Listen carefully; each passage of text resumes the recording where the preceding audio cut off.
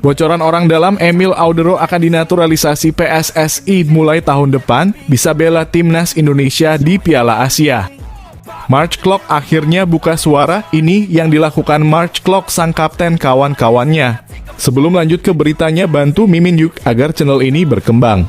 Jangan lupa untuk subscribe, like, komen, dan share sebanyak-banyaknya agar Mimin semangat memberitakan kabar terbaru tentang timnas Indonesia. Bocoran orang dalam, Emil Audero akan dinaturalisasi PSSI mulai tahun depan, bisa bela timnas Indonesia di Piala Asia. PSSI dikabarkan sedang berusaha untuk menjadikan penjaga gawang Inter Milan, Emil Audero, sebagai target naturalisasi timnas Indonesia. Kabar itu diungkapkan oleh komentator yang juga teman dekat Ketum PSSI Erick Thohir, Roni Pangemanan. Roni Pangemanan atau disapa Bung Ropan sempat bertanya soal proses naturalisasi di sektor penjaga gawang. Menurut dia, kemungkinan untuk menaturalisasi Emil memang ada, tetapi harus memulai proses dari tahap awal. Tahap ini tidak mudah dan memerlukan waktu yang panjang untuk jadi WNI. Saya coba untuk berbicara dengan Pak Erick beberapa hari yang lalu untuk bagaimana berbicara sektor di penjaga gawang ini. Untuk next ke depan, mungkin dalam waktu dekat tidak. Ujar Bung Ropan dikutip dari Instagramnya, kalau Emil saya pikir akan kuat pemain yang satu ini. Kalau dia sampai memang oke bersama dengan tim nasional kita. Dia punya tinggi 192 cm. Kuat dalam memotong bola-bola udara. Antisipasinya. Reading the game. Ini pemain yang oke. Dan kita memang bagus kalau bisa mendapatkan Emil. Ucapnya. Tidak muluk-muluk soal proses naturalisasi Emil pada tahun depan. Bung Ropan menyatakan perlu kerjasama dari semua pihak termasuk Emil.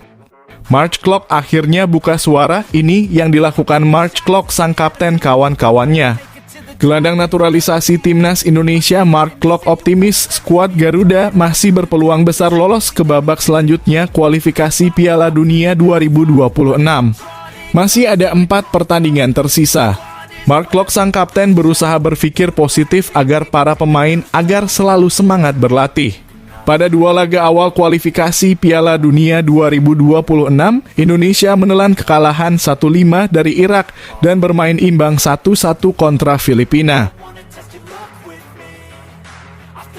Sebagai informasi, Indonesia kini berada di dasar klasemen grup F kualifikasi Piala Dunia 2026 zona Asia.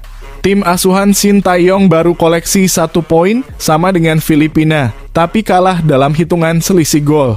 Menanggapi situasi tersebut, March Klok mengakui bukan hanya dirinya yang kecewa, tapi semua pendukung timnas.